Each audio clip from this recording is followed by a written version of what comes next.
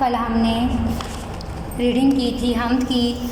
अब नेक्स्ट हम करते हैं बोले परिंदे अल्लाह अल्लाह, बोले समंदर अल्लाह अल्लाह, बोले परिंदे अल्लाह अल्लाह, बोले समंदर अल्लाह अल्लाह। नाम ले चाँद भी अपने रब का, मालिक है जो हम सब का।